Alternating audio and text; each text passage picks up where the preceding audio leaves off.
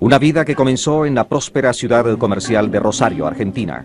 Aquí nació el Che Guevara, presentado como Ernesto Che Guevara, el 14 de mayo de 1928. Su madre, Celia, ya estaba embarazada cuando contrajo matrimonio. Por eso la fecha de nacimiento del Che se registró como 14 de junio. El aristocrático apellido español-irlandés Guevara de la Serna Lynch disfrazaba la exigua fortuna familiar. La incertidumbre financiera hizo del lugar de nacimiento de Ernesto apenas el primero de sus muchos hogares, azaroso comienzo para una vida azarosa. Durante la niñez de Ernesto, la familia se mudaba de un lugar a otro, mientras que su padre se dedicaba a la ganadería, la agricultura o el negocio de la construcción de buques. Esta incertidumbre mantenía a Ernesto, a sus dos hermanos y a sus dos hermanas al borde del desastre financiero.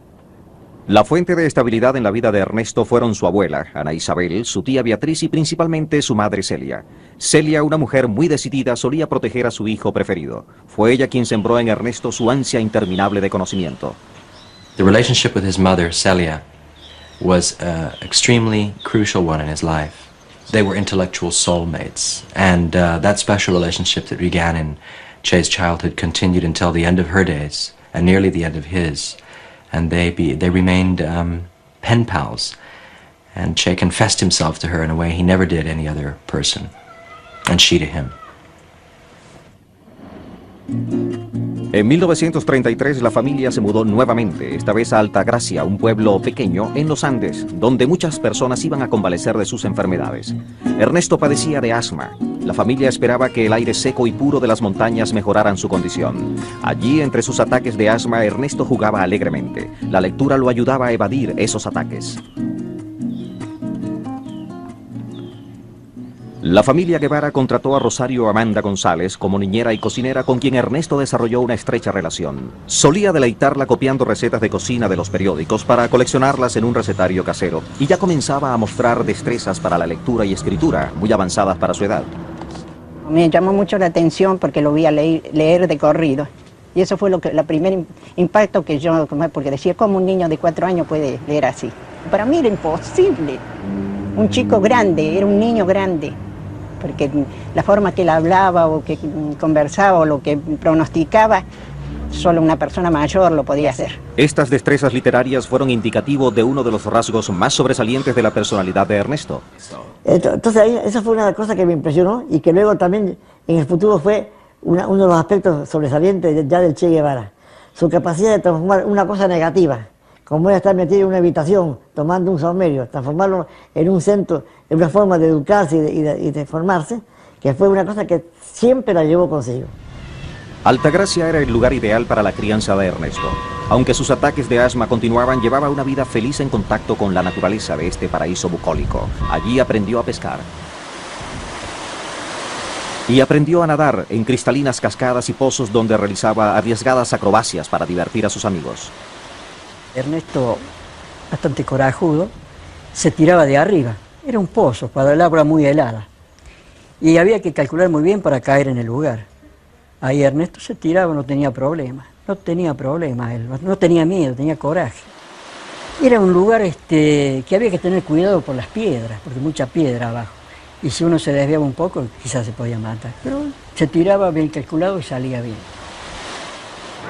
Pero su precaria salud limitaba constantemente las oportunidades de Ernesto para demostrar su valor y proezas físicas. Tenía periodos de bienestar y gran energía, seguidos de serias recaídas. Muchas veces debía quedarse a la orilla de la piscina totalmente vestido, sin poder compartir con su familia. Sufría de muchos ataques muy fuertes.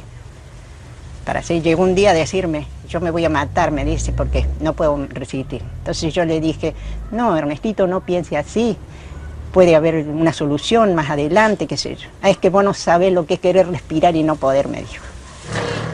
A causa de su asma, Ernesto comenzó a asistir a la escuela a los 9 años, y eso solo cuando las autoridades educativas comenzaron a investigar su ausencia. Los estudios que su madre le proporcionó en el hogar, aunque ligeramente erráticos, le sirvieron de base. Pero Ernesto no tardó en aburrirse de la escuela y comenzó a hacer travesuras. Estando las casas vacías del Alto, él se entraba, hacía algunas picardías, sacarían frutas o algo, y en una oportunidad hizo su necesidad arriba de un piano, en una casa cerrada. Y bueno, y el padre tuvo un problema con los vecinos, con los dueños de la casa. En eso Ernesto era Era líder, para inventar cosas, era líder. Y para treparse a los poquitos árboles que había en la escuela también. Pero por inteligencia, hay que decir que Ernesto era un chico muy inteligente. Pero a pesar de su inteligencia, el trabajo escolar no era suficiente para satisfacerlo. Ernesto no tardó en convertirse en el líder de una pandilla In callejera. his healthy moments, the young Guevara ran wild and free and tried to achieve the most he could in the physical world. He became a little boy who was practically uncontrollable, running wild on the street, running off with the little neighborhood gangs, playing cops and robbers and cowboys and Indians, and getting up to all kinds of mischief and pranks. Fue Ernesto y la puso allá la cañita voladora. Le prendió fuego, salió tan perfecto que pasó por la puerta y había una mesa allá, una mesa servida para la fiesta de Navidad. Pasó por arriba del hombro de uno de los comensales y corrió por la mesa así, volteando copas. Salió la gente de afuera y nos corrió. La flexible política de puertas abiertas de su madre le proporcionó a Ernesto gran independencia. El hogar que Celia dirigía era en cierto sentido radical, en nada parecido al hogar típico en la Argentina de los años 30. Creó un estilo de vida libre y democrático que Ernesto y sus amigos jamás olvidarían. La madre, sobre todo, no hacía diferencia. No hacía diferencia. Nosotros éramos gente, el que no era hijo de minero, hija de taximetrista o hijo de albañil. Y nos tratábamos bien, no hacía diferencia de clase ni de nada. Éramos como de la familia, podíamos decir. Teníamos las puertas abiertas para ir a la casa. La familia de Ernesto solía desdeñar las posesiones personales. En el colegio una vez vino sin guardapolvo y le digo, Ernestito, ¿y el guardapolvo? Y dice, se lo dejé a un chico porque la maestra mañana no le iba a dejar entrar, sin nada. Total, yo tengo otro. Por eso vuelvo a repetir, un niño fuera de serie. Para mí, por lo menos, yo lo he entendido así. La casa de los Guevara era frecuentada por el compositor español Manuel de Falla y otros exiliados del franquismo de España. La educación de Ernesto comenzaba a politizarse. Era gente muy democrática y estábamos viviendo justamente en la época de la dictadura de Franco. Entonces, muchos exiliados extranjeros se reunían en la casa de los Guevara y ahí hacían sus conversaciones. El chico escucharía, estaría interiorizado. La creciente conciencia política de Ernesto comenzó a influir en su forma de tratar a la servidumbre y en la percepción del lugar que ocupaban en la sociedad. Ernestito dice, ¿por qué tiene que estar así tan dividido la gente? ¿Por qué él me sabía decir? Y bueno, porque el mundo es así, Ernestito. Sí, bueno, es así, pero si morir y nacer somos iguales, ¿por qué tenemos que haber tanta diferencia? Me sabía decir él. Y bueno, Ernestito, pero no, ¿por qué vos tenés que ganar 20 pesos y yo tengo que ganar 100? Eso es maldad. Era un niño grande que le hacía pensar. El estilo libre y abierto de la vida familiar de Ernesto incluso comenzó a afectar su forma de pasar el tiempo libre. Sus arrojadas acrobacias dieron paso a entretenimientos más sofisticados mientras recorría los rincones de Altagracia con sus amigos. Hasta sus juegos comenzaban a politizarse. They would pretend to be fascists and Republicans in some of their games. They would also take stands on local issues of politics. In one case, when he was about 10, the power company rose the rates, and he and his band went around in a vandalistic or juvenile protest, knocking out all of the streetlights with their slingshots. Durante los primeros años de su adolescencia, Ernesto viajaba 50 kilómetros cada día en autobús para asistir a la escuela secundaria en la capital provincial de Córdoba. No tardó en hacer amigos y practicar deportes a pesar de su baja estatura y precaria salud. Su tesón lo ayudó a pasar una dura prueba física para convertirse en miembro del equipo de rugby de la escuela. Este muchacho se puso la camiseta con hombreras, saltó una vez, saltó 2 veces, saltó 3 veces, y si no le digo basta, hace un agujero en el patio, ¿no? Esa fue la primera impresión que me dio con respecto a su tenacidad, que es una de las pocas de las cosas que llevó toda su vida, la gran tenacidad. Pronto, problemas familiares catapultarían a Ernesto Guevara hacia nuevas experiencias, pero antes adquiría una destreza que le sería de gran utilidad en el futuro. En marzo de 1947, la familia Guevara se residenció en Buenos Aires, dejando atrás las montañas de Altagracia. El cambio trajo una nueva desgracia financiera y la ruptura del matrimonio de sus padres. Celia no estaba dispuesta a seguir tolerando las infidelidades del padre de Ernesto, quien primero fue desterrado al sofá, rodeado de una ruidosa vida familiar y caótica. El nuevo vecindario de los Guevara era un respetable suburbio de clase media. Sus vecinos los consideraban un tanto excéntricos, pero Ernesto, quien ya contaba 18 años de edad, se estaba convirtiendo en un chico algo más que excéntrico. The young Guevara was quite an iconoclast. He liked to stand out, and by his late teens, he had acquired the nickname given to him by his friends, and one he loved, called the Chancho, or the Pig. He wore a nylon windbreaker, which he never washed, and he claimed his trousers could stand up on their own. He made he actually liked the attention it gave him, and it was something that all of his friends spoke about and remembered him for. Ernesto quería ser ingeniero, pero la muerte de su amada abuela de una apoplejía y su propio deseo de hallar una cura para el asma lo llevaron a estudiar medicina. En mayo de 1947 se inscribió en la Escuela de Medicina de la Universidad de Buenos Aires.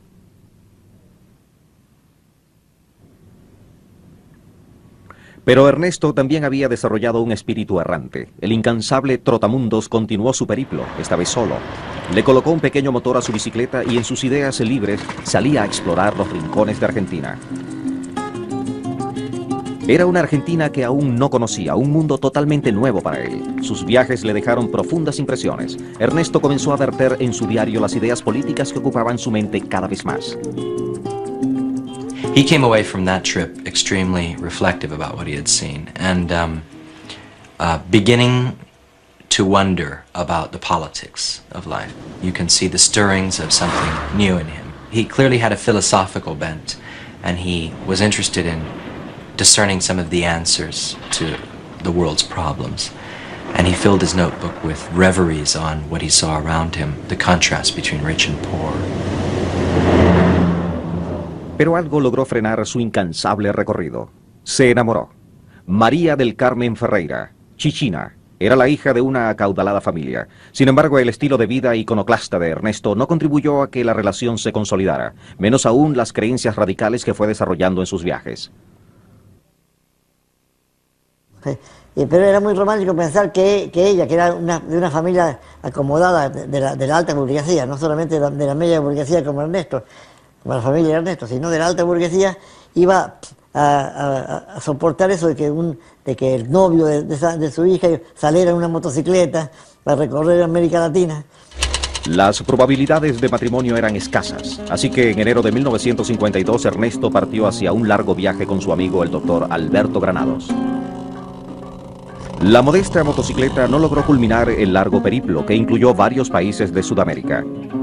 La pareja continuó su viaje utilizando varios medios de transporte y en algunas oportunidades viajaron como polizones en un barco. La expedición puso a Ernesto en estrecho contacto con los pobres. Comenzó a relacionar las miserias del pueblo con las injusticias sociales impuestas por el imperialismo económico de los Estados Unidos. Este fue el inicio de una recíproca relación de odio que mantuvo durante toda su vida con el país del norte. La conciencia social del doctor y del estudiante de medicina lo llevó a una colonia de leprosos en Perú. Su franqueza quedó patente cuando Ernesto se vio obligado a expresar su opinión sobre un mediocre libro de medicina escrito por el patrocinante de la colonia de San Pablo. Y yo con una rabia terrible le digo, pero Ernesto, ¿no te da vergüenza? Este hombre nos ha atendido como no nos merecíamos, nos ha dado dinero para que vayamos al leprosario de San Pablo, nos ha matado el hambre todos estos días. Y entonces, la única parte negativa que él tiene, que un mal escritor, se lo estrellaste por la jeta. Y entonces Ernesto sí pone esa cara que él ponía. Dice, pero Alberto, vos no viste que yo no quería hablar. Es decir, él prefería no decir nada para no ofenderlo. Pero si tenía que hablar, tenía que decir la verdad. Y eso es una cosa que siempre también acompañó al Che por toda su vida. Cuando abandonaron la colonia, los leprosos les construyeron una balsa que bautizaron como Mamotango para que prosiguieran su viaje aguas abajo por el Amazonas. The lepers formed a band and played music for them. And as they pushed out into the Amazon, Ernesto wrote home to his mother describing this really ghastly but rather lyrical scene of the violinist who had no fingers and the accordionist with no nose playing by this eerie lantern light at the edge of the Amazon, and was obviously very touched by this kind of contact. La sencillez y franqueza de la gente que encontró en su viaje contribuyeron a consolidar la politización de Ernesto. En esta época escribió en su diario: "Ya no soy el mismo de antes". Ese paso por San Pablo yo considero como un paso de Ernesto al Che, como un paso del médico de hombres al médico de sociedades, ¿no? Aunque Ernesto regresó a Buenos Aires para graduarse de médico, pronto partió hacia un viaje mucho más largo. Pero esta vez su mente ya no estaba en la práctica de la medicina. Guatemala marcó un viraje definitivo en su vida. Allí encontró la causa política que buscaba, el respaldo del régimen izquierdista del presidente Jacobo Arbenz Guzmán. Entre los defensores del régimen conoció a su primera esposa, Hilda, de origen peruano. Aunque la apariencia de Hilda no era su fuerte, Ernesto se sintió inmediatamente atraído hacia ella por sus creencias y filosofía política. Pero apenas se estrenaba en esta causa política cuando fue radicalmente aplastada.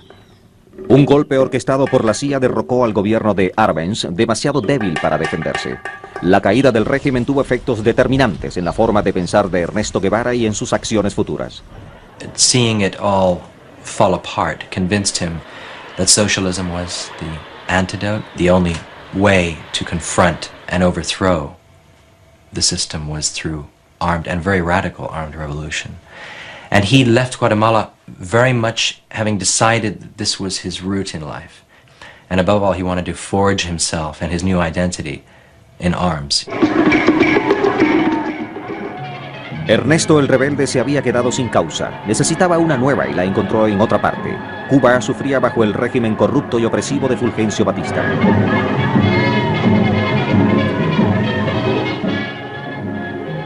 Acaudalados turistas estadounidenses y de otras nacionalidades llegaban por millares a La Habana, una ciudad plena de placeres inalcanzables para la población. El dinero y las influencias de Estados Unidos dominaban la isla. Pero detrás de las brillantes luces que iluminaban los placeres de la élite cubana, se desarrollaba otra historia. El resentimiento y la oposición contra el régimen iban en ascenso. El líder de la oposición, Fidel Castro, había conducido un ataque contra un destacamento del ejército. Luego de ser liberado de su confinamiento, Castro se exiló en México, donde comenzó a planificar un golpe para derrocar al gobierno de Batista. Para entonces ya Ernesto Guevara estaba en México y poco después conoció a Castro. El líder cubano tenía planes de invadir Cuba y Ernesto se unió a su causa pocas horas después de conocerlo. Conspiraron y fueron a prisión junto a otros miembros del movimiento 26 de julio. En la cárcel sus mentes y almas bullían de fervor revolucionario. El Che había encontrado su causa y su tutor. Si no se hubiera encontrado con Fidel no hubiera sido nada, ¿no? Pero bueno, como te digo, él siempre creía en las armas, pero nunca había encontrado con alguien que lo había hecho. El hecho que dijo, que Fidel no dijo, voy a mandar una expedición, dijo, voy a invadir Cuba. Entonces, esas eran las cosas que al Che lo convencía, ¿no? El hombre que decía, que predicaba con el ejemplo. Ernesto se entregó a esta nueva vida con pasión. Expediciones a la montaña le suministraron el entrenamiento necesario para estar a la altura de las batallas por venir. Su vida había cambiado por completo. Ahora tocaba el turno a su identidad. He had already begun calling himself Che, which was a nickname the Cubans had given to him.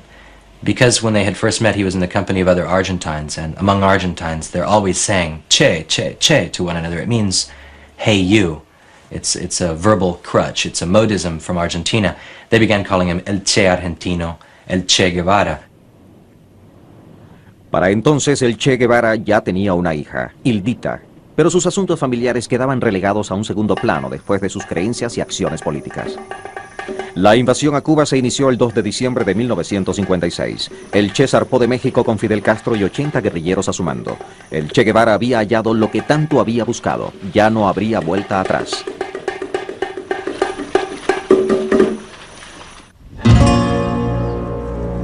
Diciembre de 1956. El Che se une a las fuerzas rebeldes de Castro para invadir Cuba. El Che recibe una herida en el cuello. Es el médico de los rebeldes, pero ahora está decidido a convertirse en combatiente guerrillero. Y se le produce el corte, podríamos decir, en sus concepciones, en sus deseos de participar en la lucha, en el primer combate, de si cargar una caja de balas de ametralladora que tenía o su equipo médico, el botiquín de médico, y que se decidió por la caja de balas. La Sierra Maestra, a pesar de sus bajas alturas, presenta grandes obstáculos para el transporte, incluso de productos básicos. Los rebeldes se internan cada vez más en terreno inhóspito. Al principio, el Che y el resto de los revolucionarios se sienten desamparados al perder la mayor parte de sus equipos. De los 82 hombres que desembarcaron, solo 22 se reúnen con el grupo en Sierra Maestra. En su periodo más crítico, el ejército revolucionario apenas contaba con 17 hombres, todos perseguidos durante varios meses por las fuerzas del gobierno. Pero a medida que el tiempo transcurre, la influencia del Che entre los cubanos aumenta, su autoridad y entrega en las batallas más feroces lo convierten en uno de los guerrilleros más respetados.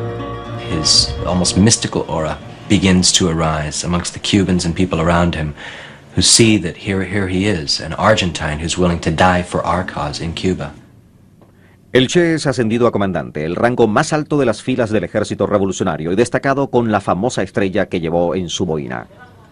Ansioso por probarse a sí mismo y a sus hombres, el Che decide atacar la guarnición del ejército en el pequeño pueblo de Bueyecito, a las faldas de Sierra Maestra.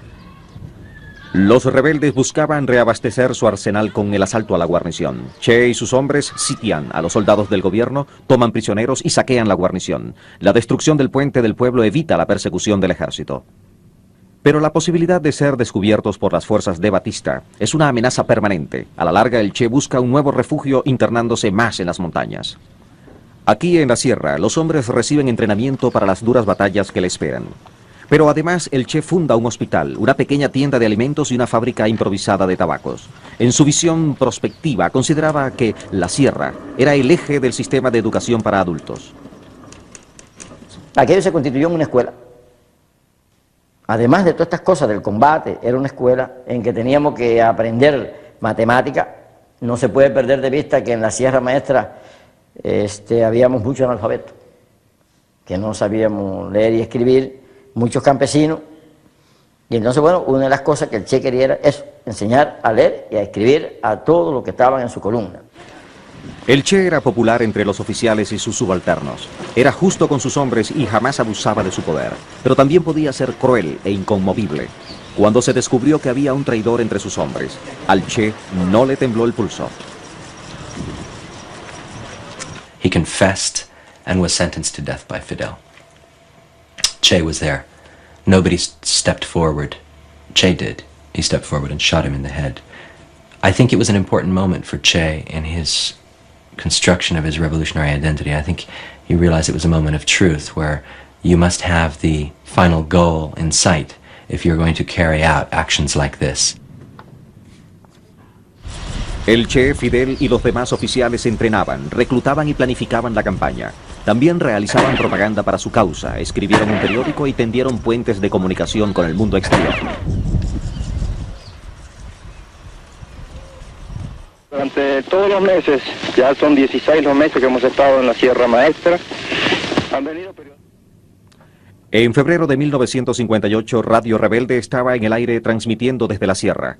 Aún sin aliento a causa del asma, el Che realizaba transmisiones regulares a favor de la causa dirigidas al pueblo cubano. Para dar al pueblo de Cuba el primer saludo que tengo. Ernesto tomó por segunda esposa a Aleida, otra revolucionaria. Le confió al partido la seguridad de su primera esposa e hija en Perú. Aleida llegó al campamento, tuvo que quedarse porque estaba muy buscada por los órganos de la seguridad y de represión de la dictadura. Ella era muy bonita y de entrada simpatizaron y se fue creando una relación entre ambos. Ella empezó a participar en todas las actividades con nosotros. Durante el empuje final hacia la toma de La Habana, se libró la decisiva batalla de Santa Clara. La ciudad era el último bastión de la estrategia defensiva de Batista. También era un centro de comunicación vital. Si Santa Clara caía, la guerra estaría ganada. Batista envió un tren armado con municiones y armamentos, pero el Che y sus hombres utilizaron tractores para destruir la vía férrea y descarrilar el tren. Los guerrilleros se apoderaron de numerosos morteros, armas antiaéreas, bazucas, ametralladoras y 600 rifles y una fabulosa cantidad de municiones, tal como lo asentó el propio Che en su diario.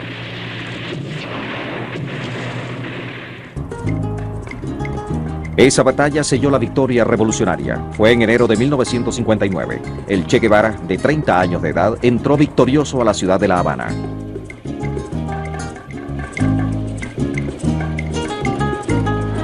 Los revolucionarios ganaron la guerra 2 años después de su casi desastroso primer desembarco en la isla de Cuba.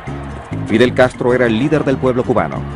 Ahora Castro convertiría al Che Guevara, el guerrillero revolucionario, en una mezcla incómoda de administrador y burócrata.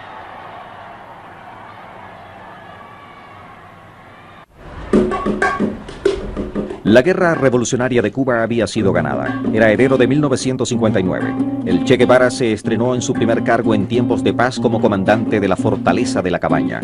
Era efectivamente el jefe de las Fuerzas Armadas cubanas. Aquí por primera vez tuvo una oficina y se le asignó una serie de labores administrativas. Una de ellas fue la supervisión de los juicios a criminales de guerra y colaboradores.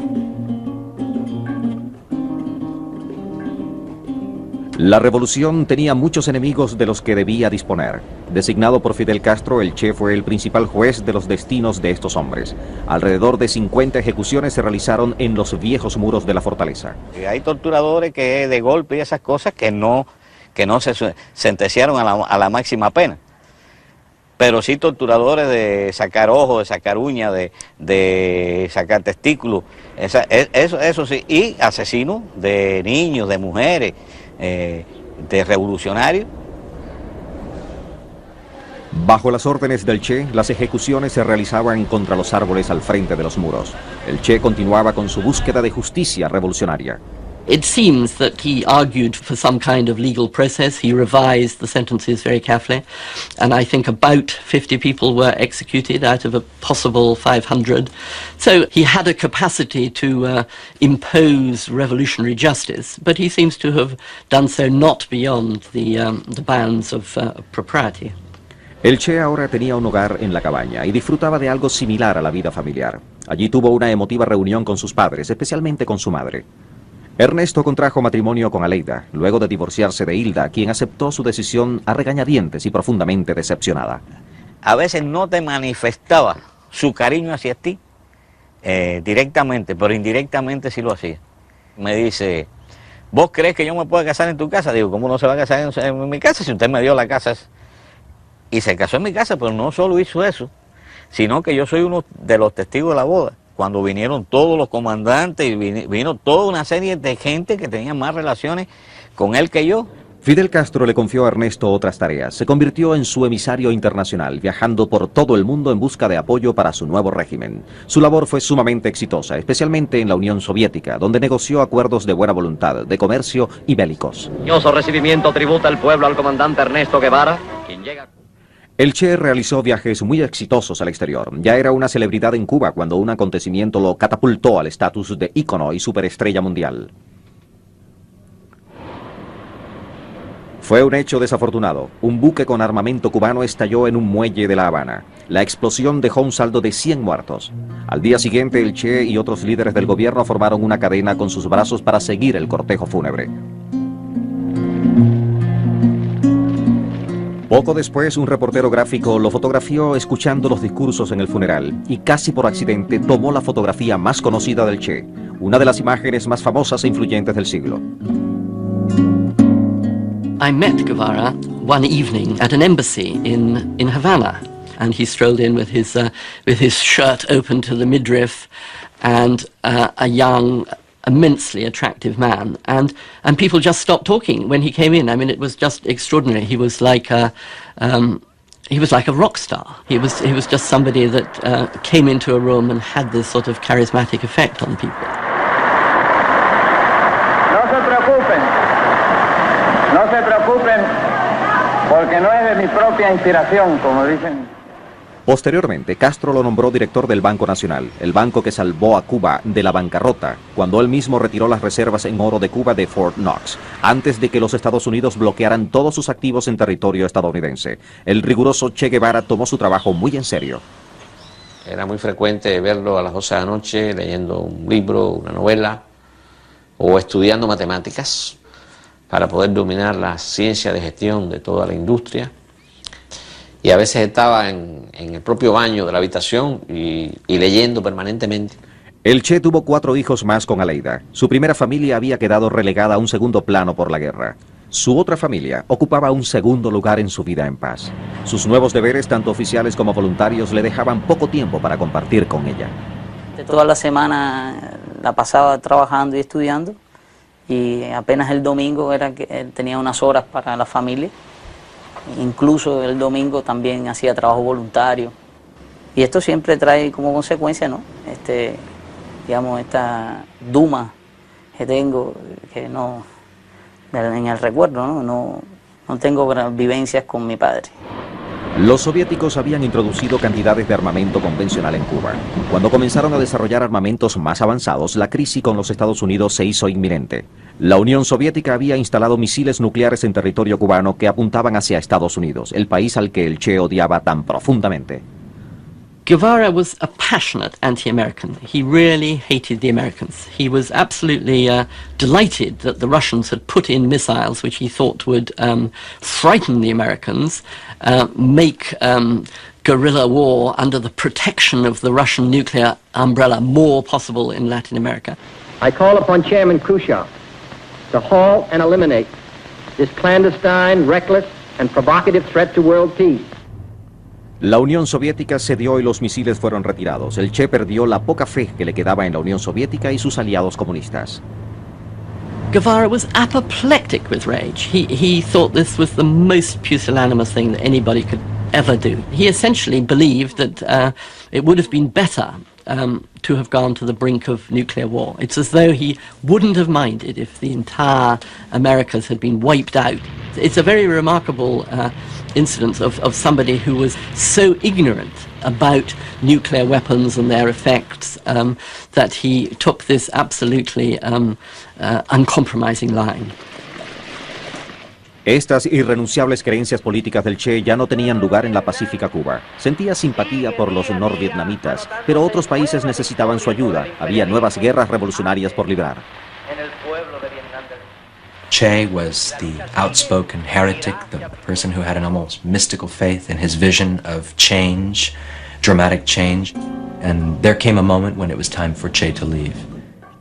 El Che permanecía confinado en sus labores ministeriales, pero en el fondo de su corazón seguía siendo un revolucionario. A principios de 1965 surgió una oportunidad revolucionaria en África Central.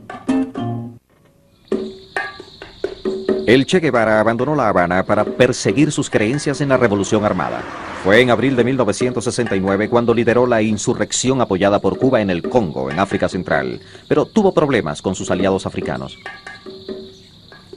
The soldiers would go off to the brothels on the Tanzanian side of the lake and generally go off for weekends with their girlfriends even. And I think Guevara thought this was just unbelievably undisciplined and was simply not serious.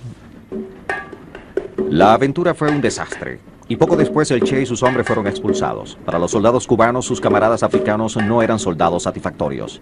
No sabían encarar el fusil. No sabían cerrar un ojo, era muy difícil cerrar el ojo para buscar el ojo directriz. Todas estas cositas aparentemente se resolvían en un día, pero no era en un día. ¿No? Se negaban a hacer trincheras porque decían que los huecos eran para los muertos. Fue en el Congo donde el Che supo de la muerte de su madre. Había perdido a su alma gemela, a su amiga de toda la vida.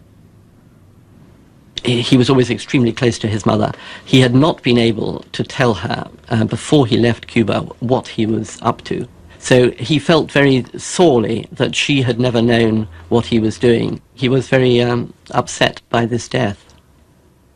He was very depressed. He spent some time just sort of wandering around alone, wondering what he was going to do next. El rostro del Che, uno de los más famosos del mundo, ahora debía experimentar una transformación sorprendente. Para poder entrar y salir del Congo en secreto, su apariencia debía transformarse drásticamente, pero para su próxima y última misión debía cambiar aún más. El Che Guevara, el revolucionario definitivo, se convirtió en un hombre de negocios, insulso y anónimo. Tomamos impresiones de la arcada dentaria con el objeto de aumentarle la dimensión vertical entre la base de la nariz y el mentón, que le daba un aspecto de medio bobalicón, ¿no?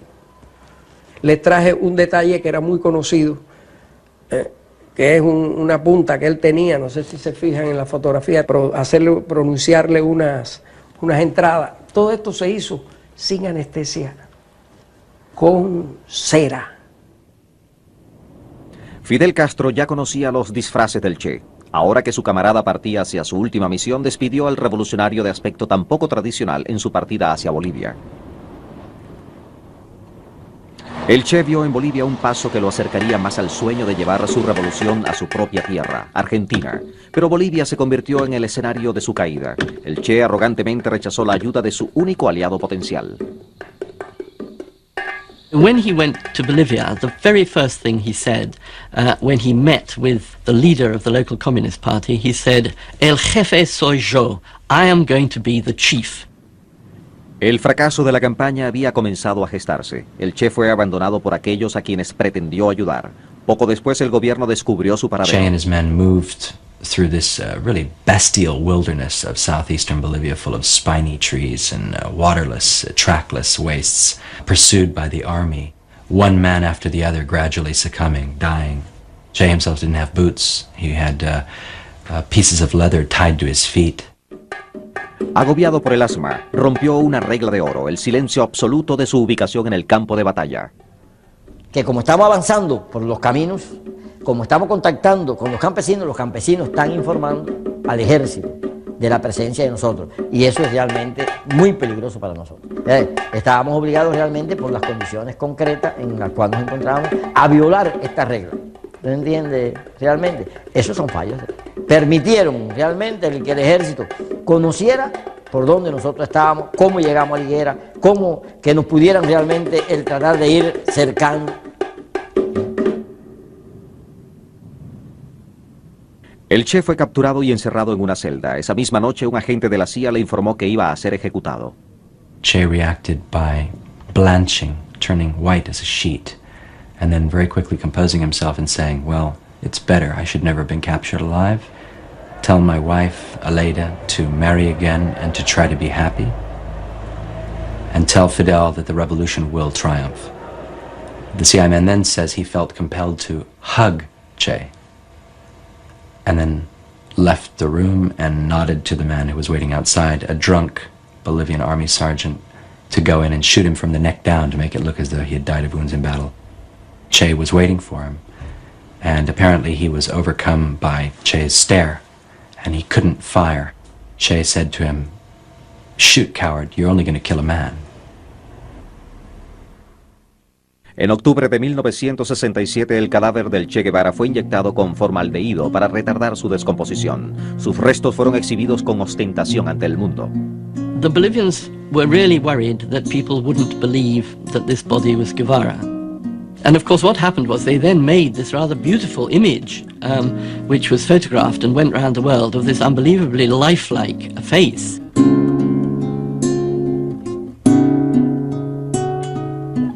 This picture helped him to become the revolutionary icon that has lasted for 30 years.